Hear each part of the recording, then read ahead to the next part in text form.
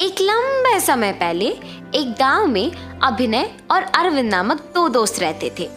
अभिनय बहुत लालची था और हमेशा सब कुछ उसके ही इच्छा के अनुसार हो ऐसे सोचता था। अरविंद बहुत अच्छा इंसान था, वो स्थितियों के अनुसार व्यवहार करता था। अभिनय और अरविंद दोनों साथ में प्याज का व्यापार करते थे। जो प्याज वो बेचते थे उनको वो प्याज की खेती करने वाले किसान से कम पैसे देकर ज्यादा मात्रा में खरीद के दाम बढ़ा के बेचते थे। प्याज, ताजा ताजा प्याज ले लो भाई, ले लो, ऐसे जोर से चिल्ला के अभिनय और अरविंद प्याज बेच रहे थे जब एक आदमी प्याज खरीदने उनके दुकान आता है। 1 किलो प्याज कितना है बाबू? 50 रुपए भाई साहब। अरे, प्याज का दाम बढ़ गया क्या?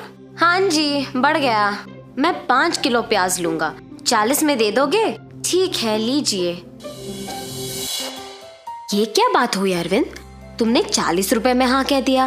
तुम कुछ नहीं जानते हो, मैं बात करता हूँ, रुको। भाई साहब, आप 10 भी किलो ले लेंगे तो भी 40 रुपए के दाम पे प्याज नहीं बेचेंगे हम, हमारा नुकसान होगा। अब आपकी मर्जी। अभिनय के कठोर तरीके से बात करने के कारण वो आदमी वहां से चला जाता है। अरे अभिनय, हमारे पैसे तो हमें मिल रहे थे ना, तो तुमने उस आदमी से ऐसे क्यों बात किया? अगर एक आदमी को इतने दाम पे बेच दिए तो उसे भी एक के बाद एक हमारे पास इसी दाम से खरीदने आएंगे। हमें खरीदे हुए पैसों से ज्यादा दाम के लिए बेचना होगा, वरना हमारा नुकसान होगा। कल देखना, वही आदमी हमारे पास आएगा इसी दाम से खरीदने। तुम ज्यादा मत सोचो। अभिनय की बातें सुनकर अरविंद कुछ नहीं कहता है और अगले दिन अभिनय के बात के अनुसार वो आदमी लौट के दुकान आता है प्याज खरीदने। ठीक है, तुम्हारे ही दाम पे 5 किलो के प्याज दे दो। और अभिनय प्याज दे के पैसे लेता है।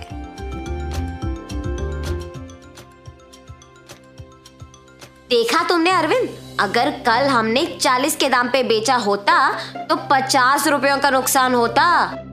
अभिनय, हमेशा ऐसे जिद्दी होना अच्छा नहीं है। हमें परिस्थितियों के अनुसार चलना होगा, वरना बहुत कठिनाइयों का सामना करना पड़ेगा। है, तुम्हारे कहे के प्रकार करेंगे तो सिर्फ नुकसान मिलेगा।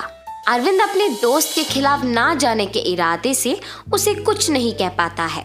दुकान में प्याज कम होने के कारण अगले दिन दोनों प्याज खरीदने जाते हैं। अरविंद, इस बार हमने प्याज को ज्यादा दाम पे खरीदा है, इसलिए हमें इनको ज्यादा दाम पे बेचना होगा। ठीक है अभिनय। ऐसे प्याज को ध्यान से बेचने लगते हैं।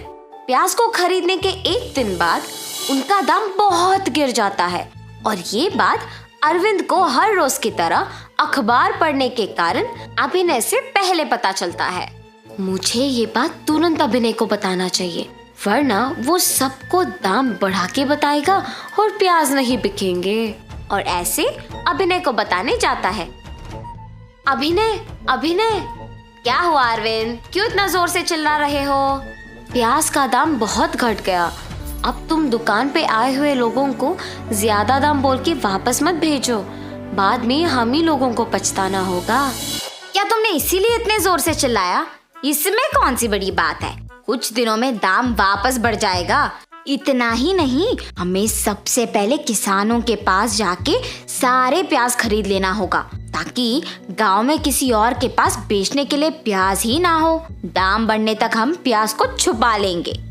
मगर अभिनय, अगर हम तब तक इंतजार करेंगे तो प्याज खराब हो जाएगा ना, उसके बाद हम ही पछताएंगे और अब जितना पैसे भी नहीं मिलेंगे।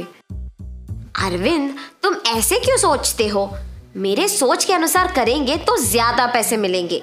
इस बार के लिए मेरी बात सुनो बस। ठीक है अभिनय, तुम्हारी मर्जी।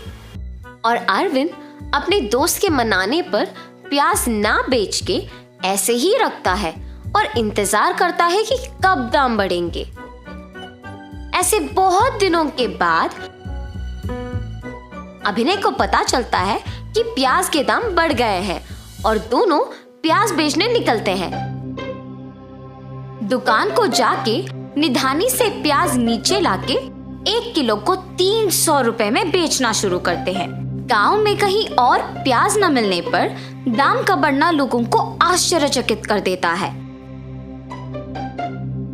लोगों को प्याज की जरूरत है और कोई चारा ना होने पर वो 1 किलो के 300 रुपए दे के खरीदते हैं। इसके कारण अभिनय और अरविंद के व्यापार में बहुत लाभ होता है। इससे अभिनय का लालच अधिक हो जाता है। वो अरविंद की बात बिल्कुल नहीं सुनता है और इस अभ्यास को नियमित करता है। लाभ के लालच में अभिनय अरविंद के बातों को नजरअंदाज करके गांव के सारे प्याज को खरीद के दाम के बढ़ने का इंतजार करके तब तक प्याज को छुपा के उन्हें बहुत महंगे दाम पे बेचना आदत बना लिया था। ऐसी समय में एक बार प्याज के दाम बढ़ने का इंतजार दिनों से महीनों में बदलना शुरू हो जाता है। प्याज को निधानी पे रखे बहुत दिन हो जाते हैं। अरविंद को दुकान में से बदबू आती है।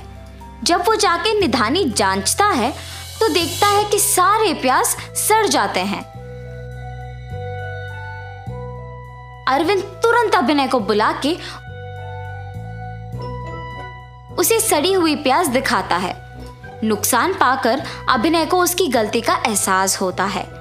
उसकी लालच और स्वार्थ के कारण नुकसान होना और अरविंद की बात ना मानना उसे बहुत दुख करता है। अरविंद, ये सब मेरे लालच के कारण ही हुआ है, मुझे माफ करो। हमेशा तुम्हारी ही इच्छा के अनुसार सब कुछ होना चाहिए, ऐसा व्यक्तित्व अच्छा नहीं है। कम से कम अब समझो कि परिस्थितियों के अनुसार चलना ही अच्छा है। हाँ अरविंद, हमें पता नहीं कि कब हमारी स्थिति बदलेगी, इसीलिए उनके ही अनुसार चलना भला है। अगर तुम्हारी बात सुनी होती तो आज हमारा नुकसान नहीं होता। मुझे लालची नहीं होना था, अब आगे ऐसे कभी नहीं होगा। तुम्हें अपनी गलती का एहसास हो गया ना, मुझे सिर्फ इतना काफी है। जो हो गया सो हो गया, अब से हम ध्यान रखेंगे। ठीक है अरविंद। और तब से दोनों बिना कोई लालच के ध्यान से अपना व्यापार चलाते हैं और खुश रहते हैं। तो इस कहानी से हमने क्या सीखा? सब कुछ हमारे इच्छा के अनुसार चलाने का जिद करना अच्छा नहीं है।